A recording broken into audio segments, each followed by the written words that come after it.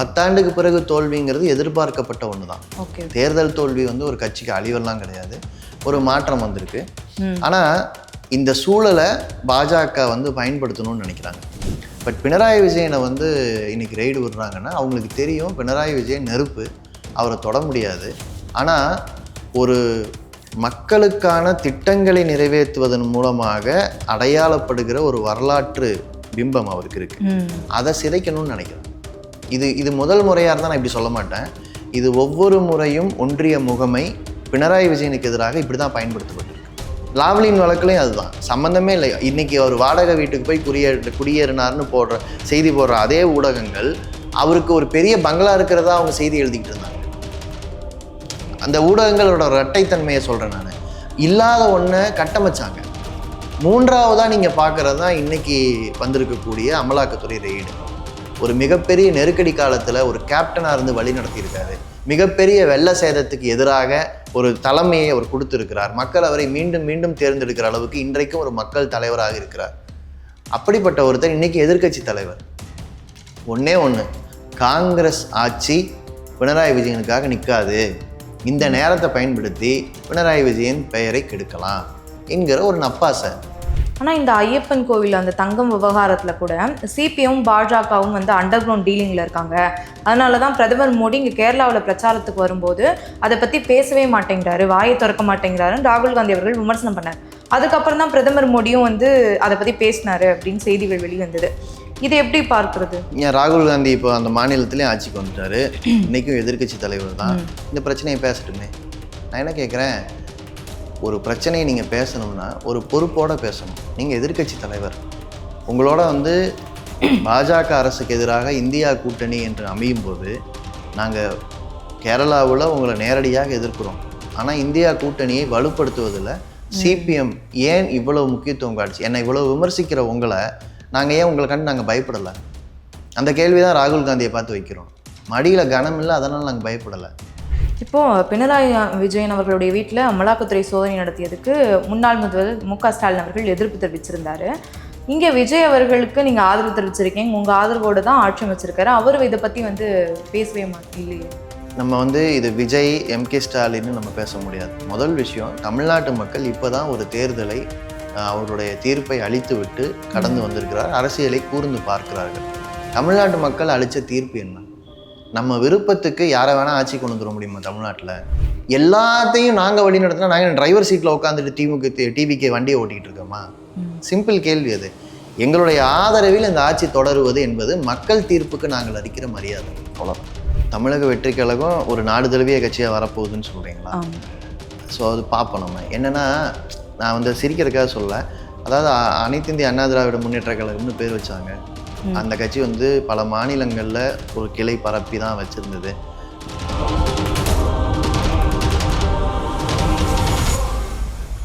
Fourth estate Tamil நேயர்களுக்கு வணக்கம். இன்றைய நேர்காணலில் நம்மோடு இணைந்திருக்கிறார் மார்க்சிஸ்ட் கம்யூனிஸ்ட் கட்சியை சேர்ந்த சிந்தன் அவர்கள். வணக்கம் தோழர். வணக்கம். எப்படி இருக்கீங்க? நல்லா இருக்கேன்.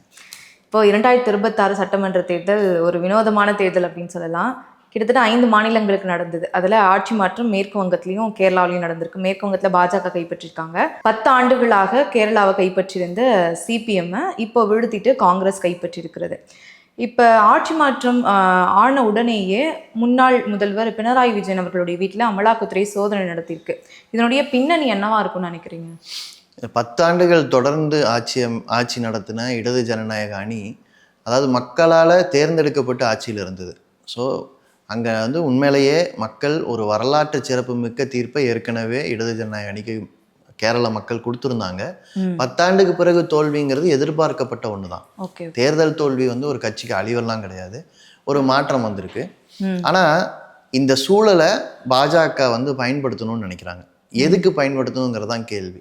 ஏன்னா இப்போ காங்கிரஸ்லேயோ அல்லது திரிணாமுல் காங்கிரஸ்லேயோ என்சிபியிலையோ இருக்கக்கூடிய ஒரு தலைவர் வீட்டுக்கு இடி ரெய்டு போகுதுன்னா அவங்க மேல் இருக்கிற பல்லாயிரம் கோடி ரூபாய் மதிப்பிலான ஊழல் குற்றச்சாட்டை வச்சுக்கிட்டு அந்த நபர்களை கட்சி மாற்றுவாங்க.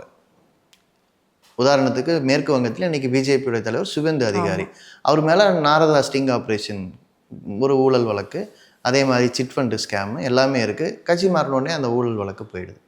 பட் பினராயி விஜயனை வந்து இன்னைக்கு ரெய்டு விடுறாங்கன்னா அவங்களுக்கு தெரியும் பினராயி விஜயன் நெருப்பு, அவரை தொட முடியாது. ஆனால் ஒரு மக்களுக்கான திட்டங்களை நிறைவேற்றுவதன் மூலமாக அடையாளப்படுகிற ஒரு வரலாற்று பிம்பம் அவருக்கு இருக்கு. அதை சிதைக்கணும்னு நினைக்கிறாங்க. இது முதல் முறையாக இருந்தால் நான் இப்படி சொல்ல மாட்டேன். இது ஒவ்வொரு முறையும் ஒன்றிய முகமை பினராயி விஜயனுக்கு எதிராக இப்படி தான் பயன்படுத்தப்பட்டிருக்கு. ஹிஸ்டாரிக்கலாக சொல்லுவேன். அவர் வந்து மின்சாரத்துறை அமைச்சராக இருந்தப்போ கேரளாவில் மின்வெட்டு பிரச்சனையை எதிர்கொண்டு ஒரு நவீனத்தை கட்டமைத்த ஒரு தலைவர் அவர். ஆனால் என்ன பண்ணாங்க, அவர் மேலே சிபிஐ வழக்கு போட்டாங்க. சிபிஐ வழக்கு, லாவ்லின் வழக்கு நீங்கள் எடுத்து படித்து பாருங்கள். அந்த வழக்கு ஒன்றுமே இல்லைன்னு கைவிடப்பட்டுச்சு. சரி, அவர் சிஎம்மாக இருந்த காலத்தில் அவர் வந்து கேரள வெள்ளத்தை எதிர்கொண்டிருக்காரு, நிஃபா வைரஸ் எதிர்கொண்டிருக்காரு, கொரோனா பிரச்சனை எதிர்கொண்டிருக்காரு. அவருடைய 2 ஆட்சி காலமும் கொரோனா மிகப்பெரிய நெருக்கடியை தாண்டி கேரளா எழுந்து நின்றுச்சு. ஆனால் தங்க கடத்தல் வழக்குன்னு ஒரு வழக்கை அவர் மேலே புனைந்தாங்க. இத்தனைக்கும் தங்கம் கடத்தி வரப்பட்ட அந்த பாதைன்னு அவங்க சொல்கிற பாதை விமான நிலையம், சுங்கத்துறை கட்டுப்பாட்டில் இருக்கிற பகுதி. இதுக்கும் மாநில அரசுக்கு எந்த சம்பந்தமும் இல்லை. ஆனா இதுல உயர் அதிகாரிகள்லாம் இவருக்கு நெருக்கமானவங்க தானே சொல்றாங்க. அதாவது அரசு அதிகாரிகள் தவறு செஞ்சாங்கன்னா அரசு அதிகாரிகள் மேல புகார் பண்றது வேற. அந்த புகாருக்கு ஒத்துழைக்கல மாநில அரசுன்னு சொன்னா மாநில அரசை வந்து நீங்க கை காட்டலாம். ஆனா ஒரு புகார் வருது, விசாரிக்கிறதுக்கு எல்லா ஒத்துழைப்பும் மாநில அரசு தருதுன்னா எந்த அடிப்படையில விஜயனுடைய பெயர் இதுக்குள்ள வந்தது? லாவ்லின் வழக்குலையும் அதுதான், சம்மந்தமே இல்லை. இன்னைக்கு அவர் வாடகை வீட்டுக்கு போய் குடியேறினார்னு செய்தி போடுற அதே ஊடகங்கள் அவருக்கு ஒரு பெரிய பங்களா இருக்கிறதா அவங்க செய்தி எழுதிக்கிட்டு இருந்தாங்க. அந்த ஊடகங்களோட இரட்டைத்தன்மையை சொல்றேன் நான். இல்லாத ஒன்றை கட்டமைச்சாங்க. மூன்றாவதா நீங்க பார்க்கறது தான் இன்னைக்கு வந்திருக்கக்கூடிய அமலாக்கத்துறை ரெய்டு. அந்த அவருடைய மகள் ஒரு ஐடி நிறுவனத்தில் வேலை பார்க்குறாங்க, வீணா. அவங்க ஏற்கனவே ஐடி துறையில் வேலை பார்த்து அனுபவம் மிக்க ஒரு தொழில் நிறுவனம் வச்சுருக்காரு. அந்த தொழில் நிறுவனத்துக்கும் இன்னொரு நிறுவனத்துக்கு இடையில டிரான்சாக்ஷன் ஓப்பனாக தான் இருக்குது. அவங்களுடைய வரவு செலவுன்னு அவங்க பணமாக வாங்கி கணக்கில் வராத பணம் கிடையாது, அது வங்கியில் வந்த பணம். அதுக்கு அவங்க தொழில் நிறுவனம்ங்கிற முறையில் அவங்க சர்வீஸ் கொடுத்துருக்காங்க. ஒரு சர்வீஸ் ப்ரொவைடருக்கு பணம் வந்து அந்த சர்வீஸே நடக்கல, வேலை எதுவுமே செய்யாமல் அது எங்கே எஸ்டாப்ளிஷ் ஆயிருக்கு? அது எங்கே எஸ்டாப்ளிஷ் ஆயிருக்கு? அதை பார்க்கணும்ல. எத்தனை வருஷம் ஆச்சு? அப்படி இல்லைன்னா நீங்க நீதிமன்றத்துக்கு போயிருக்கணுமே. இந்நேரம் அது வழக்கு வந்து குற்றம் நிரூபிக்கப்பட்ட ஒரு எல்லைக்கு போயிருக்கணுமே. நான் சம்மந்தப்பட்டவங்க வந்து அவர் ஒரு தலைவருடைய மகளாக இருந்தாலும் அவங்க கட்சியில உறுப்பினர் இல்லை, அவங்களுக்கும் கட்சிக்கு சம்மந்தம் இல்லை, அது தொழில் சம்மந்தப்பட்டதுதான்னு நான் சொன்னா கூட நீங்க குற்றத்தை நிரூபிச்சிருந்தீங்கன்னா ஒரு தார்மீக அடிப்படையிலாவது நீங்க பினராயி விஜயன் அவர்கள் மீது உங்கள் மகள் இப்படி ஒரு குற்றம் செய்யலாமான்னு கேட்கலாம். எந்த இதுவுமே நடக்கல. சரி, இதெல்லாம் இருக்கட்டும். அமலாக்கத்துறை இதுக்கு முன்னால் வேறொரு வழக்கில் அந்த மாநிலத்துடைய நிதியமைச்சருக்கு நோட்டீஸ் அனுப்பிச்சாங்க. அந்த வழக்கு என்ன? கிஃபின்னு ஒரு அமைப்பை உருவாக்கி உலகம் முழுக்க நிதி திரட்டி கேரள மாநிலத்தில் உள்கட்டமைப்பை வளர்ப்பதில் ஒரு புதிய முயற்சியை அந்த நிதியமைச்சர் செஞ்சார். அந்த நிதியமைச்சருடைய பேங்க் ஸ்டேட்மெண்ட் எடுத்து பாருங்க. அவருக்கு எந்த விதத்திலையும் தனிப்பட்ட வருமானமோ எதுவோ வந்திருக்க வாய்ப்பில்லைன்னு எல்லாருக்கும் தெரியும். ஏன்னா எலெக்ஷன்ல போட்டிடுறவங்க தான். நீங்க அதை எடுத்து பார்த்தாலே தெரியும். ஆனா என்ன பண்ணாங்க அமலாக்கத்துறை? எந்த சார்ஜ் ஷீட்டும் இல்லை, நீ விசாரணைக்கு வா அப்படின்னு கூப்பிட்டாங்க. அவர் நீதிமன்றத்துக்கு போனார். நீதிமன்றம் தலையில குட்டுச்சு. எதுக்காக விசாரணைக்கு வரணும் ஒருத்தர்? என்ன குற்றம்னு சொல்லுங்க, சம்பந்தப்பட்டவர் விசாரிப்பதற்கு ஏதாவது ஒரு முகாந்தரம் இருந்தா சொல்லுங்க கேட்டாங்க. ஏன்னா ஒரு மாநில வளர்ச்சிக்கான திட்டத்தை எதுக்கு அமலாக்கத்துறை விசாரணைக்குள்ள கொண்டு வந்தாங்க? அப்போ அந்த மாநிலத்தை வறுமையிலிருந்து மீட்டு இருக்கிறார் பினராயி விஜயன். ஒரு மிகப்பெரிய நெருக்கடி காலத்தில் ஒரு கேப்டனாக இருந்து வழி நடத்தியிருக்காரு. மிகப்பெரிய வெள்ள சேதத்துக்கு எதிராக ஒரு தலைமையை அவர் கொடுத்திருக்கிறார். மக்கள் அவரை மீண்டும் மீண்டும் தேர்ந்தெடுக்கிற அளவுக்கு இன்றைக்கும் ஒரு மக்கள் தலைவராக இருக்கிறார். அப்படிப்பட்ட ஒருத்தர் இன்னைக்கு எதிர்க்கட்சி தலைவர். ஒன்னே ஒன்று, காங்கிரஸ் ஆட்சி பினராயி விஜயனுக்காக நிற்காது, இந்த நேரத்தை பயன்படுத்தி பினராயி விஜயன் பெயரை கெடுக்கலாம் என்கிற ஒரு நப்பாசை. ஆனால் நாங்கள் என்ன சொல்கிறோம், நாங்கள் வந்து ஊடகங்கள் உதவியோடு எங்கள் கட்சி என்றைக்கும் வளர்ந்ததில்லை. மக்கள் செல்வாக்கில் தான் வளர்ந்துருக்கு. ஏன்னா மக்கள் எங்களுடைய திட்டங்களையும் எங்களுடைய செயல்பாடுகளையும் எதிர்க்கட்சியாக இருந்தாலும் மக்களை கைவிடாத எங்களுடைய அரசியலையும் பார்க்கிறார்கள். கம்யூனிஸ்டுடைய வலிமை அதுதான். இந்த வலிமையை நீங்கள் வீழ்த்திட முடியாதுங்கிறோம். நாங்கள் இந்த பிரச்சனையும் நாங்கள் மக்கள் ஆதரவோடு எதிர்கொள்வோம். ஆனால் இந்த ஐயப்பன் கோவில் அந்த தங்கம் விவகாரத்தில் கூட சிபிஎம் பாஜகவும் வந்து அண்டர் கிரவுண்ட் டீலிங்கில் இருக்காங்க. அதனால தான் பிரதமர் மோடி இங்கே கேரளாவில் பிரச்சாரத்துக்கு வரும்போது அதை பற்றி பேசவே மாட்டேங்கிறாரு, வாயை திறக்க மாட்டேங்கிறாருன்னு ராகுல் காந்தி அவர்கள் விமர்சனம் பண்ணார். அதுக்கப்புறம் தான் பிரதமர் மோடியும் வந்து அதை பற்றி பேசினாரு அப்படின்னு செய்திகள் வெளிவந்தது. இதை எப்படி பார்க்கிறது? ஏன் ராகுல் காந்தி இப்போ அந்த மாநிலத்திலேயும் ஆட்சிக்கு வந்துட்டாரு, இன்னைக்கும் எதிர்க்கட்சி தலைவர் தான். இந்த பிரச்சனையை பேசட்டுமே. நான் என்ன கேட்குறேன், ஒரு பிரச்சனையை நீங்கள் பேசணும்னா ஒரு பொறுப்போடு பேசணும். நீங்கள் எதிர்க்கட்சி தலைவர், உங்களோட வந்து பாஜக அரசுக்கு எதிராக இந்தியா கூட்டணி என்று அமையும் போது நாங்கள் கேரளாவில் உங்களை நேரடியாக எதிர்க்கிறோம். ஆனால் இந்தியா கூட்டணியை வலுப்படுத்துவதில் சிபிஎம் ஏன் இவ்வளவு முக்கியத்துவம் காட்டுச்சு? என்னை இவ்வளவு விமர்சிக்கிற உங்களை நாங்கள் ஏன் உங்களை கண்டு நாங்கள் பயப்படலை? அந்த கேள்வி தான் ராகுல் காந்தியை பார்த்து வைக்கிறோம். மடியில் கனம் இல்லை, அதனால் நாங்கள் பயப்படலை. இந்த காங்கிரஸ் கட்சியை சேர்ந்த எத்தனை பேர் மீது அமலாக்கத்துறை விசாரணை, அதற்கு பிறகு இவங்க பாஜக உறுப்பினராக மாறினாங்க, அதையும் சேர்த்து பேசணும்ல. இந்த அமலாக்கத்துறை விசாரணை வேணும்னு நீங்கள் அரவிந்த் கெஜ்ரிவாலுக்கு எதிராக கேட்டீங்க. காங்கிரஸுடைய புகாரின் பேரில் தான் அந்த விசாரணை வந்தது. இன்றைக்கு டெல்லியில் பாஜக ஆட்சியில் இருக்குது.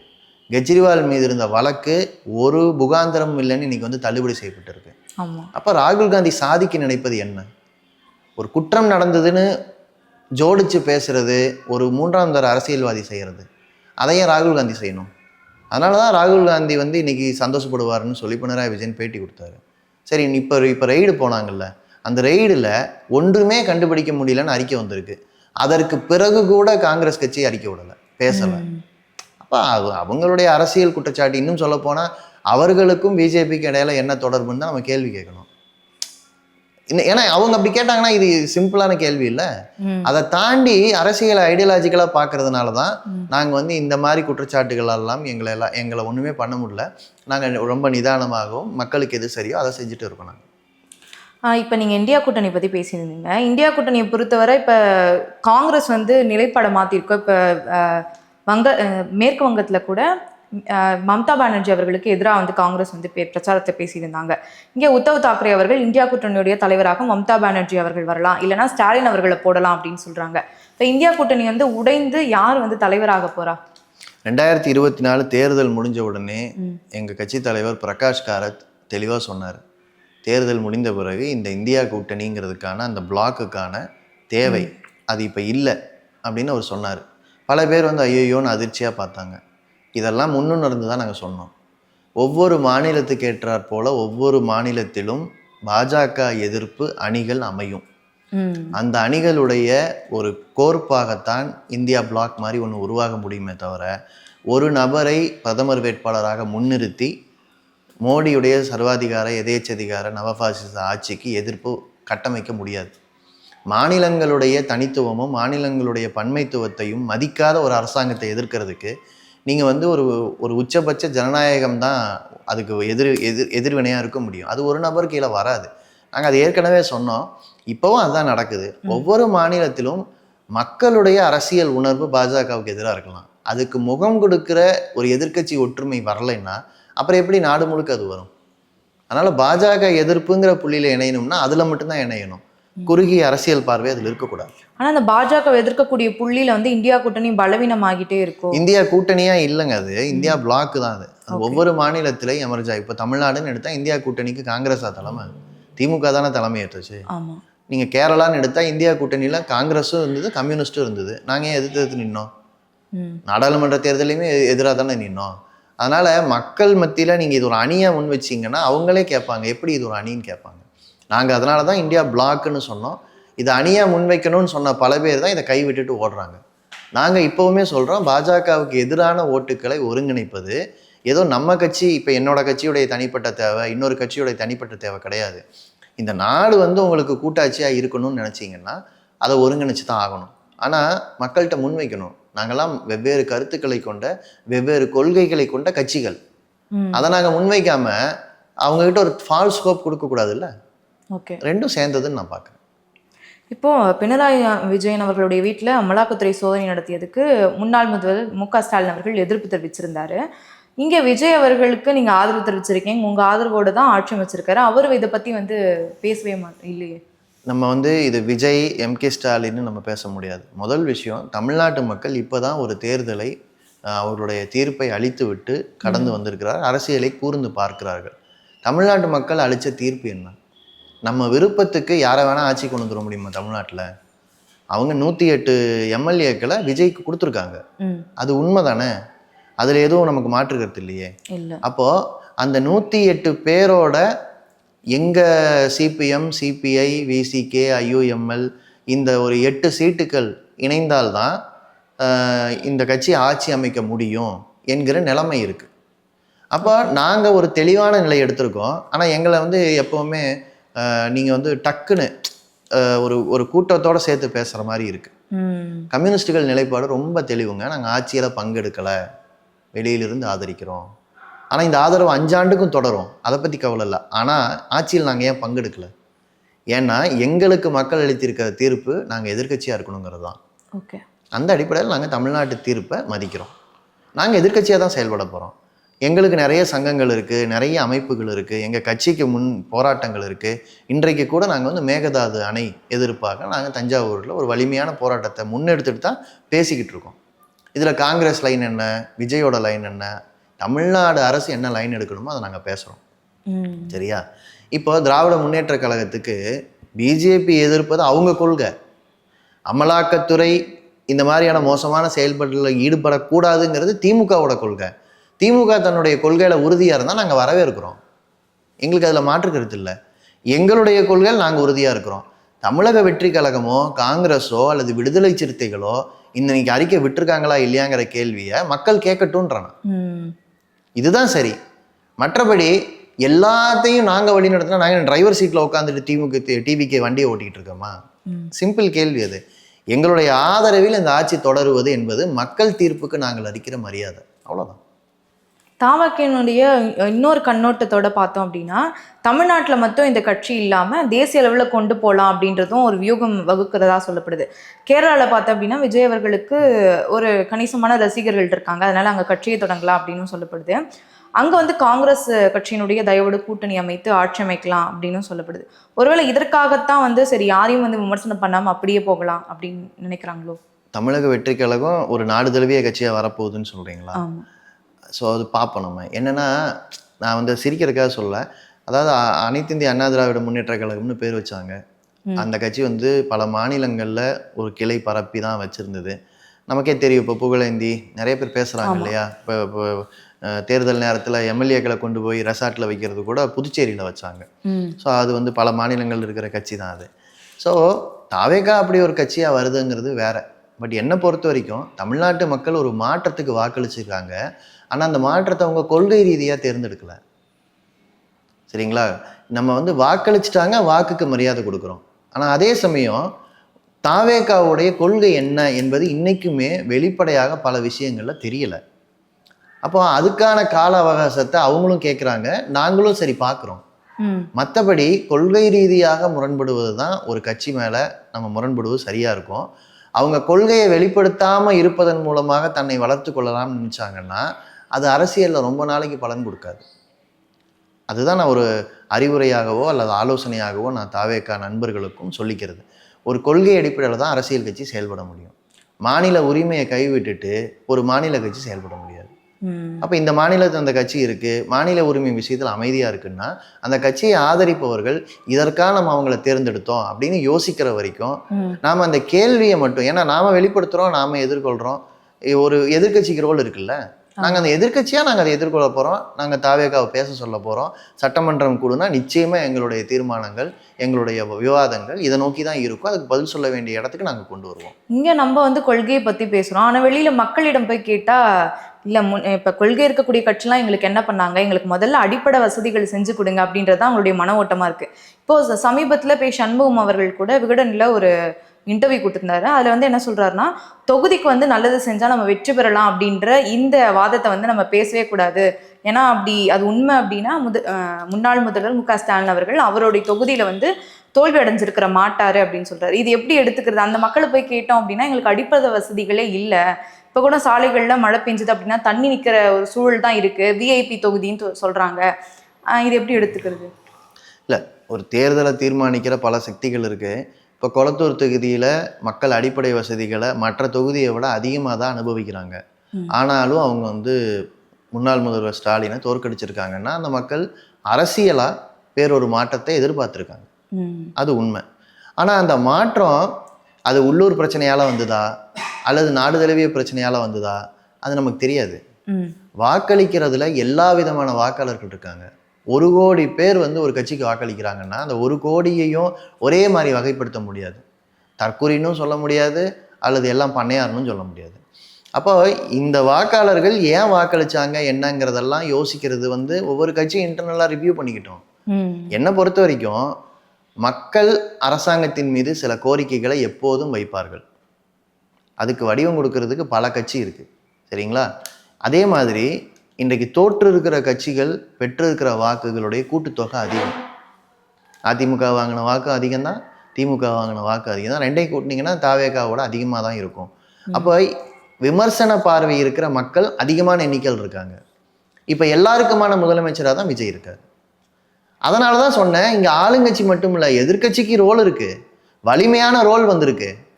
மக்கள் வந்து ஒரு புது ஆட்சியாளர் கொண்டு வந்துட்டாங்கன்னு சொல்றீங்களே, மக்கள் ஒரு வலிமையான எதிர்கட்சிகளையும் கொண்டு வந்திருக்காங்கல்ல. நம்ம ரோலை செய்வோம், 5 வருஷத்துக்கு செய்வோம். ஒரு வலிமையான எதிர்கட்சியாக நாம செயல்படுவோம், ஆளுங்கட்சியாக அது கத்துக்குட்டியாக கூட செயல்படட்டும். இந்த ரெண்டும் இணைந்து மக்களை அரசியல் படுத்தட்டும். கூடுதலா புதுசாக ஒரு பகுதி கவனிக்க தொடங்கியிருக்காங்க. அது புதிய வாக்காளராக இருக்கலாம், அல்லது பெண்கள் மாற்றி வாக்களிச்சிருக்கலாம். அவங்களெல்லாம் வந்து குற்றம் சொல்றதுக்கெல்லாம் ஒன்றும் இல்லை. இதுக்கு முன்னாலெல்லாம் இங்கே வந்து பொற்காலம் நடக்கலை. ஒவ்வொரு ஆட்சியிலையும் குறை இருந்தது. அதனால தான் 5 வருஷத்துக்கு ஒரு தடவை புதிய ஆட்சி வந்தது. தொடர்ந்து 10 ஆண்டுகள் ஆண்டதுனாலையும் ஜெயலலிதா அவர்களுடைய ஆட்சியும் அதற்கு பிறகு எடப்பாடி அவர்கள் வந்த ஆட்சியும் 2 பொற்காலம் கிடையாது.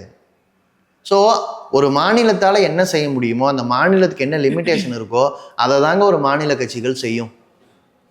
நான் கேட்குறேன், தமிழ்நாட்டில் கொள்கை அடிப்படையிலான கூட்டணிகள் எவ்வளோ காலம் இருந்திருக்கு? நீங்கள் அதே மாதிரி பொதுக்கூட்டங்களில் தனிநபர் விவாதம், தனிநபரை தரம் குறைவாக பேசுவது நீண்ட காலம் தமிழ்நாட்டில் பார்த்துருக்கோமா இல்லையா? அப்போ அரசியலற்று மக்கள்கிட்ட போய் ஓட்டு கேட்கறது இங்கே நடந்து தானே இருந்திருக்கு. எத்தனை நடிகர்கள் கட்சிகளுக்கு ஓட்டு கேட்டிருக்காங்க, அதுக்கும் ஓட்டு போட்ட மக்கள் இருக்க தானே செய்கிறாங்க. அப்போது நீங்கள் வந்து ஒரு கட்சியுடைய வெற்றி, அந்த ஒரு கட்சிக்கு பின்னால் இருக்கிற மாற்றம் அது மட்டும் பார்க்கக்கூடாது. ஒட்டுமொத்த அரசியலையும் தரப்படுத்த வேண்டும்.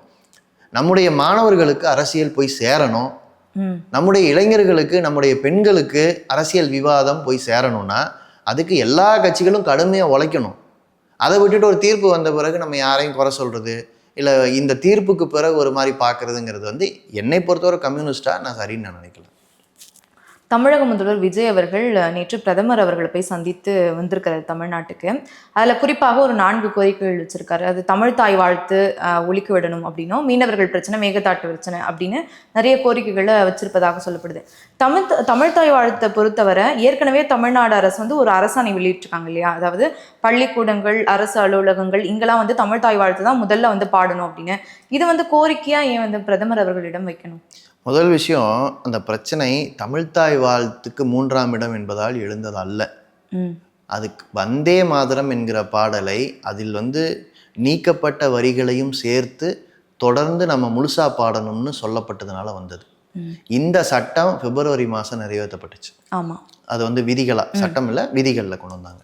அந்த விதிகள் நீதிமன்றம் வரைக்கும் போய் நீதிமன்றம் வந்து அதை வந்து அலோவ் பண்ணிட்டாங்க, ஒரு விதமாக அதை வந்து தள்ளுபடி பண்ணிட்டாங்க. அதனால் திரும்ப நம்ம போகலாம். பட் இப்போதைக்கு அந்த வழக்குகள் எதுவும் நிலுவையில் இல்லை. வந்தே மாதரம் பாடல் இந்த நாட்டில் இருக்கிற ஒரு சிறுபான்மை பகுதிக்கு எதிரான ஒரு பாடல், அதில் இருக்கிற ஸ்டான்ஸா. அதனால தான் அதாவது கடைசியில் இருக்கக்கூடிய அந்த 4 நீக்கப்பட்ட ஸ்டான்ஸாவை நம்ம வந்து திரும்ப சேர்த்துருக்கோம். ஆக்சுவலாக ஒன்றிய அரசு பண்ண தப்பு அதுதான். ஆனால் அதோட உடன் விளைவு தான் நம்ம இப்போ பார்த்தது. ஏன்னா அவங்க போட்ட அந்த ஆர்டரில் தமிழ்தாய் வாழ்த்துக்கு மட்டும் இல்லை, எந்த மொழியின் வாழ்த்துக்கும் இடம் இல்லை. அப்போது பிஜேபியோடைய பார்வை இதில் அப்பட்டமாக தெரியுது. தமிழ்தாய் வாழ்த்து மட்டும் இல்லை, எந்த மொழியை நாங்கள் மதிக்க மாட்டோம், எங்கள் கவலையெல்லாம் பாட்டில் எப்படியாவது வெறுப்பை இணைக்கணும், தேச ஒற்றுமைங்கிற பேரில் ஆனால் வெறுப்பு அரசியலை உள்ளே வைக்கணும், இதுக்கு மட்டும்தான் நாங்கள் கவலைப்படுவோம். அப்போது விஜய் அவர்களுடைய கோரிக்கையில் எங்கள் தமிழ்தாய் வாழ்த்துக்கு ஒரு இடம் கொடுங்கன்னு கேட்குறாருன்னா அது இங்கே வந்த விவாதத்தை ஒட்டி வந்தது. ஆனால் கம்யூனிஸ்டுகளை பொறுத்த வரைக்கும் முதல்ல இந்த பாட்டு ஏன் கட்டாயப்படுத்துறீங்க? அது குடியரசுத் தலைவர் ஆளுநர் விழான்னு சொன்னால் கூட எதுக்காக அதை கட்டாயப்படுத்துனீங்க? நீக்கப்பட்ட வரிகளை ஏன் சேர்த்தீங்க? அப்போ உங்களுக்கு ஒரு பகுதி மக்களை இன்னும் புண்படுத்திக்கிட்டே இருக்கணும், ஒரு காயப்படுத்திக்கிட்டே இருக்கணும், அவங்களுக்கான நாடு இல்லைங்கிற உணர்வை ஏற்படுத்திக்கிட்டே இருக்கணும். அது பாஜகவுடைய அரசியல். இந்த அடிப்படையில் விமர்சனம் தமிழ்நாட்டிலேருந்து வரணும். ஆனால் அதே சமயம் தமிழ்தாய் வாழ்த்து அவர் கேட்டிருக்கிற கோரிக்கைங்கிறது ஒன்றிய அரசுடைய டைரக்ஷன் இருக்கிற விழாக்கள்ல தான். ஏன்னா அது 3ஆவதா பாடணுமா முதல்ல பாடணுமாங்கிறது. நீங்க 3ஆவதா பாடினாலும் முதல்ல பாடினாலும் 3 பாட்டையும் ஏத்துக்கிறீங்கிற அர்த்தம் வந்துடுது. எங்களை பொறுத்த வரைக்கும் எதுக்கு 3 பாட்டு? ஜனகணமன தேசிய கீதம், தமிழ் தாய் வாழ்த்து ஒன்று வைங்க. இந்த 2 தானே நமக்கு இப்போ வேணும். இதுதானே ஏற்கனவே இருந்த மரபு. ஆனால் முதல் சட்டமன்றம் நடக்கும்போது வந்தே மாதரம் பாடல் தான் ஒழிக்கப்பட்டதா இப்போ நடந்தது? இல்லை, இப்போ சட்டமன்ற கூட்டத்தில் தமிழ் தாய் வாழ்த்து தேசிய கீதம்ங்கிற அளவில் முடிச்சிட்டாங்க. இப்போ என்னை பொறுத்த வரைக்கும் என்னென்னா, இப்போ இந்த ஆளுநர் ஏற்கனவே ஆளுநர் பங்கேற்ற பதவியேற்பு விழாவில் ஸ்டாலின் அவர்கள் இருந்தப்போ ஆரம்பிச்சிருக்காங்க. இப்போ வரைக்கும் இருக்குது, நான் பார்த்தேன். எல்லாத்துலேயுமே வந்தே மாதரம் வருது. இந்த வந்தே மாதரம் பற்றின விவாதம் தமிழ்நாட்டில் வரணுன்றனா எதற்காக நீக்கப்பட்ட பத்திகளை சேர்த்தாங்க. இப்போ நீராறும் கடல் உடுத்தலை ஆரியம் போல் வழக்கொழிந்தங்கிற பகுதியும் இருந்துதான் செஞ்சது. நம்ம நீக்கணும்ல. ஏன்னா அது ஆரியம்னு சொல்லும்போது சமஸ்கிருதம் பேசுகிறவங்க தமிழ்நாட்டில் குறைவாக இருந்தாலும் அவங்க மொழி செத்த மொழின்னு பலர் சொன்னாலும் அது ஏன் நம்முடைய மொழி வாழ்த்து பாடலில் இருக்கணும்னு நம்ம நீக்கணும்ல. அது ஒரு டெமோக்ராட்டிக் விஷயம் தானே. மிகச்சிறு சதவீதம் சமஸ்கிருதம் பேசுகிறவங்களா இருக்கலாம். அந்த மொழி செத்துச்சுன்னு எனக்கு அதில் என்ன பெருமை இருக்குன்னு நான் அதை நீக்கினேன்ல. அப்போ அதே உணர்வு தானே நம்ம வந்தே மாதரம் பாடல்லையும் வெளிப்படணும். எல்லோரையும் ஒருங்கிணைக்கிற விதமாக அந்த பாட்டு இருந்தால் என்ன பிரச்சனைன்னு தான் நம்ம கேட்கணுன்றோம். அந்த எல்லைக்கு இந்த விவாதம் போல. இது ஒரு ஏதோ நீங்கள் ஒரு அறிக்கை விட்டுட்டீங்க, இல்லை உங்கள் டைரக்ஷனில் இந்த ஒரு தப்பு இருக்குது, இந்த தப்பை திருத்திங்கன்னு கேட்குறது நாளைக்கு ஆளுநர் ஒரு பதவியேற்பு விழா நடத்தினா அதில் 3 பாட்டில் எதை முன்னால் பாடுறதுங்கிறது தான். எதுக்கு 3 பாட்டுங்கிற கேள்வி இன்னும் விவாத பொருள் ஆகலை. மேற்கு வங்கத்தில் பாஜக ஆட்சி அமைத்த பிறகு உடனே அவங்களுக்குன்னு ஒரு நம்ம மாநிலம் மாதிரியே ஒரு மாநில பாடல் இருக்கு, பங்காருன்னு சொல்லிட்டு சொல்றாங்க. இப்போ அதை நீக்கிட்டு பாஜக அரசு வந்தே மாதரம் பாடல் தான் பாடணும், பள்ளிக்கூடங்கள் அரசு அலுவலகங்கள் அப்படின்னு சொல்றாங்க. அதை வீடியோவாகவும் எடுத்து பதிவிடணும் அப்படின்னு சொல்றாங்க. இப்போ பாண்டிச்சேரியில் பார்த்தோம் அப்படின்னா பாஜகவோட சேர்த்ததா கூட்டணி அரசு தான் அமைஞ்சிருக்கு. இங்கேயும் மாற வாய்ப்பு இருக்கா? இல்லை, வந்தே மாதரம் பாடல் வங்கமொழி பாடல். நீங்கள் அதை முழுசா பாடினாலும் இங்கே இருக்கிற பல பேருக்கு புரியாது. ஆனால் வங்கத்தில் அந்த பாட்டை முழுசா பாடுனா அதோட அர்த்தம் என்ன? ஸோ பாஜக வங்கத்தில் செஞ்சுட்டு இருக்கிறது தமிழ்நாடெல்லாம் உற்று கவனிக்க வேண்டிய ஒரு பிரச்சனை. அது ஏதோ பாண்டிச்சேரியோட முடியறதில்லை. அவங்க எஸ்ஐஆருங்கிற சிறப்பு தீவிர திருத்தம் கொண்டு வந்தாங்க. முதல்ல பீகாரில் கொண்டு வந்தாங்க, அப்புறம் தமிழ்நாடு உட்பட வங்கம் எல்லா இடத்துலையும் கொண்டு வந்தாங்க. ஆனால் வங்கத்தில் மட்டும் அது எப்படி அமுலாச்சுன்னு பாருங்க. வங்கத்தில் லாஜிக்கல் டிஸ்கிரிபன்சின்னு சொல்லி ஒரு வரையறையை சொல்லி பல பேருக்கு வாக்கை நீக்குனாங்க. எப்படின்னா, இப்போ அப்பாவுக்கும் மகனுக்கும் இடையில ஒரு வயது வித்தியாசம் குறிப்பிட்ட நம்பருக்கு மேலே இருந்தாலே இவர் எப்படி இவருக்கு பையனாக இருக்க முடியும் அப்படின்னு கேட்டெல்லாம் நீக்குனாங்க. சரிங்களா? பீகாரில் இன்னைக்கு என்ன பண்ணியிருக்காங்கன்னா, எஸ்ஐஆர் மூலமாக வாக்கு இழந்தவர்களுக்கு ரேஷன் கார்டு கிடையாதுன்னு சொல்லியிருக்காங்க. அவங்க அடுத்த எல்லைக்கு போகிறாங்க. அதாவது வாக்களிப்பதுங்கிறது ஒரு எல்லை, வாக்களிக்கிற உரிமை இல்லாதவங்களை நீ குடிமகனே கிடையாது, உனக்கு எந்த சமூக பாதுகாப்பும் கிடையாதுங்கிற அடுத்த எல்லைக்கு போகிறாங்க. இப்போ இதுதான் இனிமேல் தமிழ்நாட்டுக்கு வரும். தமிழ்நாட்டிலையும் பல பேர் வாடகை வீட்டில் இருந்தவங்க, வீடு மாறி போன திருமணத்தின் காரணமாக வீடு மாறி போன பெண்கள் வாக்குகளை இழந்திருக்காங்க எஸ்ஐஆர் மூலமாக. அப்போ அடுத்தது என்ன நடக்கும்? குடியுரிமை பிரச்சனை வரும். இப்போ இந்த எல்லைக்கு போவார்கள் என்பதை தான் இன்றைக்கி பெங்காலில் நடக்கிற பல மாற்றங்கள் காட்டுது. பெங்காலை பொறுத்த வரைக்கும் முஸ்லீம்கள் சதவீதம் கொஞ்சம் அதிகம்.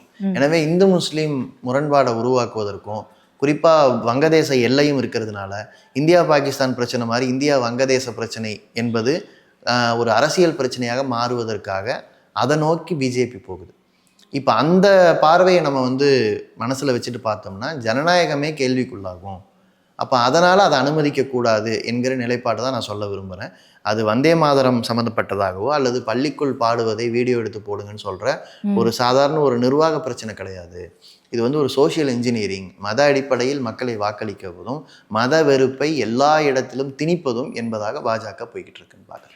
இப்போ 2 நாட்களுக்கு முன்பாக உயர்கல்வித்துறை அமைச்சராக காங்கிரஸ் கட்சியை சேர்ந்த விஸ்வநாதன் அவர்கள் முன்னாடியே பதவி ஏற்றுட்டாரு. ஒரு விமர்சனம் பண்ணியிருந்தார். அதாவது வேந்தராக முதல்வராக இருப்பவர் இருக்க வேண்டும் அப்படின்றது இந்த அரசினுடைய நிலைப்பாடு இல்லை, அது இந்த கொள்கைக்கு ஏற்ற மாதிரி விஜய் அவர்கள் முடிவு பண்ணுவார் அப்படின்னு சொல்லியிருக்காரு. ஆனால் கடந்த காலத்தில் வேந்தராக இருக்கணும் அப்படின்னா முதல்வராக தான் இருக்க முடியும் அப்படின்னு ஒரு மசோதாவை இயற்றி கூட்டணி கட்சிகளான சிபிஎம், சிபிஐ, விசிகா, காங்கிரஸ் உட்பட எல்லாருமே இதற்கு ஆதரவு தெரிவிச்சாங்க. அதிமுக கூட ஆதரவு தெரிவித்தது பாஜகவை தவிர்த்து. இப்போ வேற நிலைப்பாடு எடுத்திருக்கிறாங்க. இது காங்கிரஸினுடைய குரலாக பார்க்கலாமா, இல்லை பின்னாடி தாவேகாவினுடைய குரல் இருக்கு அப்படின்னு கணிக்கலாமா? காங்கிரஸ் கட்சி ஒரு கேள்வி பதில் சொல்லணும். கல்வி என்பது மாநில பட்டியலுக்கு வரணும், அதை ஏற்றுக்கிறீங்களா இல்லையா? மாநில பட்டியலுக்கு வரணும்னா மாநில அரசுக்கு தான் அதில் அதிகாரம் இருக்கணும், முதல் விஷயம்.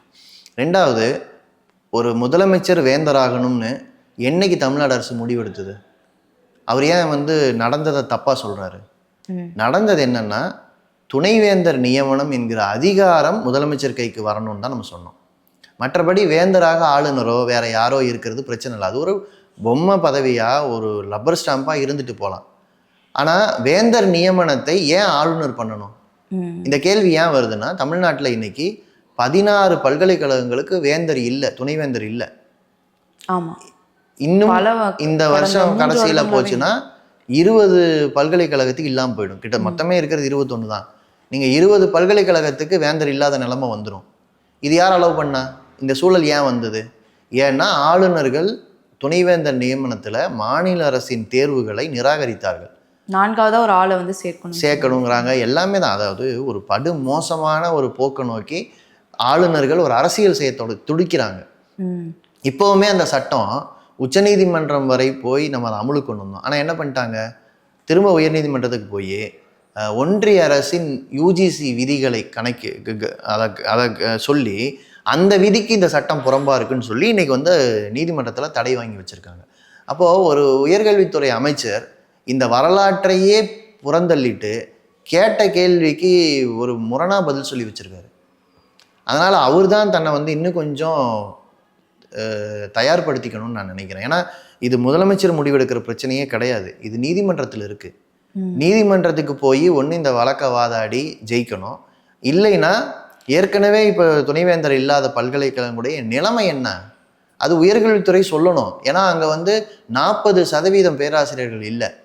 நீங்கள் சென்னை பல்கலைக்கழகத்தை எடுத்துட்டிங்கன்னா 65% பேராசிரியர் பணியிடங்கள் காலியாக இருக்குது. ஆர்டிஐ ரிப்போர்ட் அது. இன்னும் பல இடங்கள் 50% மேலே பேராசிரியர்கள் இல்லாமல் பல்கலைக்கழகம் நடந்துக்கிட்டு இருக்கு. பல்கலைக்கழகமே இப்படி நடந்தால் அதோட உறுப்பு கல்லூரிகள் நிலைமை என்னவா இருக்கும்? அப்போ எப்படி இங்கே கல்வி தரமாக இருக்கும்? உயர்கல்வியுடைய தரத்தை சீரழிக்கிற ஒரு ஒன்றிய அரசின் போக்குக்கு எதிராக ஒரு மாநிலத்தில் இருக்கிற ஒரு அமைச்சர் பேசியிருக்கணும். அதுதான் நான் எதிர்பார்க்கனே தவிர இது வெறுமனே வேந்தராக யார் இருக்க வேண்டும் என்கிற பிரச்சனை அல்ல. இதையெல்லாம் கவனத்தில் எடுப்பார்னு நாங்கள் நினைக்கிறோம். நாங்களும் கட்சியிலேருந்து அறிக்கை விட்டுருக்கோம். இன்றைக்கு பல்கலைக்கழகங்கள் எப்படிப்பட்ட நிலைமையில் இயங்கிட்டு இருக்குன்னு உடனடியாக காலி பணியிடங்களை நிரப்புவது என்பது இந்த அரசின் ஒரு பிரதான வேலையாக இருக்கணும். ஆளுநர் ரவி அவர்கள், அதாவது ஆளுநராக இருந்தபோது துணைவேந்தர்கள் மாநாடு நடத்தினார். அப்போ ஒரு 50% துணைவேந்தர்கள் இருக்காங்கன்னா அதில் பாதி பேர் தான் கலந்துக்கிட்டாங்க, மற்றவர்கள் கலந்துக்கல. இதுக்கு காரணம் திமுக அரசு காவல்துறையை வச்சு ஒடுக்குறாங்க, மிரட்டுறாங்க அப்படின்னு குற்றச்சாட்டு வச்சிருந்தார். இது தொடர்பாக அப்போது உயர்கல்வித்துறை அமைச்சராக இருந்து பொன்முடி அவர்களிடம் கேட்டபோது, இல்லை இது தமிழக அரசு காரணம் இல்லை அவங்க கலந்து கொள்ளாமல் இருக்கிறதுக்கு, இதற்கு முழு முதற் காரணம் இப்போ அவங்க கலந்துக்கிறதுக்கு சட்டவிரோதமான ஒரு செயலாக இருக்குன்றதுனால தான் அவங்க கலந்துக்கல அப்படின்னு சொல்லியிருந்தார். அப்போ இது தமிழ்நாடு அரசு நாங்கள் இதை எதிர்ப்பு தெரிவிக்கல அப்படின்ற துணியில தான் அவர் சொன்னாரா? இந்த எதிர்ப்புலாம் வெறும் மேம்போக்காக தான் இருக்கா? இல்லை, என்னன்னா ஒன்றிய அரசு நிறைய அதிகாரங்களை அவங்க கையில் வச்சுருக்காங்க. குறிப்பாக நிதி, உயர்கல்விக்கான பல்வேறு நிதிகள், பல்வேறு அனுமதிகள் ஒன்றிய அரசு கையில் இருக்குது. மாநில அரசு ஆட்சியில் யார் இருந்தாலும் அரசியலாக ஒரு உறுதியான நிலைப்பாடு எடுத்தாலும் நிர்வாக ரீதியாக அப்பப்போ காம்ப்ரமைசஸ் பண்ணுறாங்க. அப்போ நம்ம அதை அப்பப்போவே எதிர்க்கிறோம், இது சரியில்லைன்னு சொல்கிறோம். இப்போவும் அதுதான், நீங்கள் சமரச போக்கோடு ஒன்றிய அரசில் நம்ம உறவு பராமரிக்க முடியாது. முரண்பட்டால் முரண்பட்டு தான் ஆகணும். ஏன்னா இதெல்லாம் உரிமை சார்ந்த பிரச்சனை. நாளைக்கு புதிய கல்விக் கொள்கைப்படி தான் உங்கள் கல்லூரி நடக்கணும்னு சொன்னால் நீங்கள் அதை அனுமதிப்பீங்களா? அது எந்த ஆட்சியாக இருந்தாலும் கேட்குறேன், நம்ம அனுமதிக்க முடியாது. அதனால் ஒரு மாநிலம் என்பது கல்வியின் மீது தனக்கு இருக்கிற உரிமையை உறுதிப்படுத்திக்கணும், அதற்காக போராடணும். அதை விட்டுட்டு நம்ம வேறு எந்த வழிமுறையிலையும் கெஞ்சியோ அல்லது வேறு நயமாக பேசியோ சாதிக்க முடியாது. நான் என்ன கேட்க வந்தேன்னா, உயர்கல்வித்துறை அமைச்சராக இருந்த பொன்முடி அவர்கள் இந்த மாநாட்டுக்கு தமிழ்நாடு அரசு எதிர்ப்பு தெரிவிக்கல அப்படின்ற துணியில அன்னைக்கு அப்படி பேசினாரு, எனக்கும் ஞாபகம் இருக்கு. அது அன்றைக்கே பதில் சொன்ன விஷயம். அது ஒரு அதான் சொன்னேன், ஒரு விஷயத்தை நிர்வாக பிரச்சனையாக பார்ப்பதால் வருவதுன்றன. ஏன்னா ஆன்டகனைஸ் பண்ணிக்க திமுக கடுமையா எதிர்ப்பு தெரிவிக்கலையா? வெறும் கண்ணோட்டத்துக்காக தான், மேம்போக்கா தான் எதிர்ப்பு தெரிவிக்குதா அப்படின்ற கேள்வி வருது. இல்ல, திமுகவை அன்னைக்கு செஞ்சதை வச்சு நம்ம சொல்ல முடியாது இல்லை. ஆனா என்னன்னா, இன்னைக்கு அரசியல் பிரச்சனையா அது வந்ததா, தேர்தலில் வந்ததா, விவாத பொருளாச்சா, இன்னைக்கு விவாத பொருளா இருக்கா, அதுதான் என் கேள்வி. இல்ல கடந்த காலத்துல திமுக வந்து எப்படி எதிர்ப்பு தெரிவிச்சிருக்காங்கன்னு நம்ம பார்க்கணும் இல்லையா? இவங்க இல்லை, என்னை பொறுத்த வரைக்கும் திமுக ஆட்சியில் இருக்கும்போது நிறைய விஷயங்கள் நாங்கள் விமர்சிச்சிருக்கோம். அப்போவும் நாங்கள் எதிர்க்கட்சி தான், இன்றைக்கும் நாங்கள் எதிர்க்கட்சி தான். நாங்கள் மக்கள் எங்களுக்கு அந்த வேலையை கொடுத்துருக்காங்க. அதை நாங்கள் இன்னும் வலிமையாக செய்கிறது எப்படின்னு பார்ப்போம். கடந்த காலத்தில் ஏதாவது நாங்கள் தப்பு பண்ணியிருந்தோம், கொஞ்சம் எங்களுடைய வார்த்தையில் எங்கேயாவது ஒரு இடத்துல குறை இருந்ததுன்னா அதை இப்போ சரி பண்ணிக்க தான் நாங்கள் பார்க்குறோம். அதனால் உயர்கல்வி மாநில அரசின் கையில் இருக்க வேண்டும். அதற்கு அரசமைப்பு சட்டத்தில் பொதுப்பட்டியலில் இருக்கக்கூடிய கல்வி என்பது மாநில பட்டியலுக்கு வரணும். அதுதான் நம்முடைய உறுதியான போராட்டம். அதை நோக்கி தான் எல்லா கட்சிகளும் செயல்படணும். அதை விட்டுட்டு நிர்வாக ரீதியாக ஒரு இடத்துல காம்ப்ரமைஸ் பண்ணிப்போம், ஆனால் அதுக்கு பிறகு எங்கள் கொள்கை இதுதான்னு பேசுவோம்னா நீண்ட காலத்துக்கு இப்படி நம்ம நடக்க முடியாது. அது அன்னைக்கு நீங்கள் சொன்ன மாதிரி ஒரு சம்மந்தப்பட்ட விஷயத்தில் அவர் பொன்முடி அவர்கள் சொன்ன கருத்து அவ்வளோ உறுதியாக வெளிப்படலைங்கிறது உண்மை. அன்னைக்கு நம்ம பேசியிருக்கோன்றனா இப்போ நம்ம எடுத்து பேசுகிற அளவுக்கு ஒரு கொள்கை பிரச்சனை இல்லை. அது நிர்வாக ரீதியாக ஒரு ஆளுநரை சரி சில இடங்களில் பகச்சிக்க வேண்டாம், சில இடத்துல அவரை விட்டு கொடுத்து போவோம், இப்போவாது இப்படியாவது சரி பண்ணுவோமா, ஆடுற மாட்டை ஆடிக்கிறப்போம் பாடுற மாட்டை பாடிக்கிறப்போன்னு நினச்சி பல விஷயங்கள் பண்ணியிருக்காங்க. பட் கொள்கை என்ன? ஆளுநர் தேவையா இல்லையா? நம்ம மாநிலத்துக்கு நாட்டுக்கு ஆளுநர் வேணுமா வேணாமா? ஆளுநருங்கிற பதவி மேலிருந்து நியமிக்கப்படக்கூடாது இல்லை. நம்மளே ஒரு ஆளுநர்னு ஒரு நிர்வாக தலைமையை வச்சு மொத்தமா ஆளுநர் வேணாங்கிறது தானே சரியான நிலைப்பாடு. சட்டமன்ற உறுப்பினர்கள்லாம் சேர்ந்து ஆளுநர் நியமிக்கணும்ன்றதும் இல்ல. ஆளுநருங்கிறது இப்போ பதவியேற்பு செஞ்சு வைக்கிறதுக்கு ஒரு நிர்வாக ரீதியாக ஒரு தலைமை பொறுப்பு வேணும். அப்படின்னா அது ஒரு மாநிலத்துடைய அரசியலை பிரதிநிதித்துவப்படுத்துகிற ஒருத்தராக இருந்தால் போதும். அதே மாதிரி ஒவ்வொரு சட்டமும் ஒன்றிய அரசின் சட்டங்களுக்கு அல்லது நாளைக்கு ஒரு சட்ட சிக்கல் வராமல் இருக்கிறதுக்கு ஒரு முரண்பாடு இல்லாமல் இருக்கான்னு பார்க்கறதுக்கு ஒரு நிர்வாக தலைமை தேவைன்னு இல்ல. அண்ணா அவர்கள் இந்த பதவியே தேவையில்லை, அண்ணா சொன்னது அது. நான் இப்போ சொல்றது அப்படி ஒரு பதவி ஏன் இப்போது இருக்கிறது, அந்த கேள்வி இருக்குல்ல. ஏன் ஆளுநர் பதவி இருக்கு? ஏன்னா ஒன்றிய அரசுடைய முகவராக இன்னைக்கு ஒருத்தர் இங்கே இருக்கணும்னு சொல்றாங்க. நான் என்ன சொல்றேன், ஒரு நிர்வாக தலைமை தேவை அப்படிங்கிற அளவில் அதை நம்ம பார்க்கலாம்னா அந்த தலைமையை ஒரு மாநில அரசியலுக்கு முரண்பட்டவர் எப்படி நீங்க வைக்க முடியும்? ஜனாதிபதிக்கு ஒரு ரோல் இருக்குன்னா ஜனாதிபதி தேர்ந்தெடுக்கப்படுறாரு, ஆளுநர் மட்டும் எப்படி நியமன பதவியா இருக்க முடியும்? அதுக்கே மாநிலத்துக்கு எந்த சேவுமே இல்லை. அதனால தான் அரசியல் ரீதியாக பொறுப்பில் இருந்தவங்க ஆளுநராக அரசியல் பண்ணுறாங்க. அப்போ இதை உடைச்சி நம்ம பேசணுன்றனா வேணும் வேணாங்கிறத தாண்டி யார் வருவதால் இந்த பிரச்சனை, என்ன காரணத்துக்காக நீங்கள் வச்சுருக்கீங்க, அந்த காரணமும் அவங்க செயல்படுற விதமும் ஒன்றா? ஒரு நிர்வாகத்துக்கு தலைமைன்னு கேட்குறோம், ஒரு ரப்பர் ஸ்டாம்ப் பதவின்னு நம்ம சொல்கிறோம். ரப்பர் ஸ்டாம்ப் பதவினா ரப்பர் ஸ்டாம்பாக தான் அது இருக்கணும். அதான உண்மை. சட்ட ரீதியாக ஒரு சட்டத்துக்கு நீங்கள் ஒரு 4 பேர்கிட்ட கருத்து கேட்டு, அட்டர்னி ஜெனரல்கிட்ட கருத்து கேட்டு இந்த சட்டம் நிற்குமா, நாளைக்கு நீதிமன்றத்துக்கு போய் விழுந்துருமான்னு கருத்து கேட்கறதுக்கான ஒரு ஸ்கோப் கொடுத்தா அதை வச்சுட்டு அவர் என்ன பண்ணுறாரு? அவர் அது மேலே உட்காந்துட்டு இருக்காரு, அந்த சட்டத்து மேலே. அது ஏன் நடக்குது? ஏன்னா பிஜேபிக்காரராக இருக்காரு. ஸோ அரசியல்வாதியாக அவர் எப்படி இருந்தார், அது எப்படி அதுக்கு நம்ம அனுமதிச்சோம்? அரசமைப்பு சட்டம் அதைத்தான் சொல்லிச்சா? இந்த கேள்வியை கேட்காம ஆளுநர் வேணான்னு சொல்ல முடியாது. ஆளுநர் வேணாங்கிறதுக்கான நியாயம்லாம் இந்த கேள்வி தான் கொடுக்குதுன்றனா. சரி, பார்க்கலாம் என்ன நடக்குதுன்னு. பல்வேறு கருத்துக்களை பகிர்ந்தமைக்கு நன்றி தொடர். நன்றி.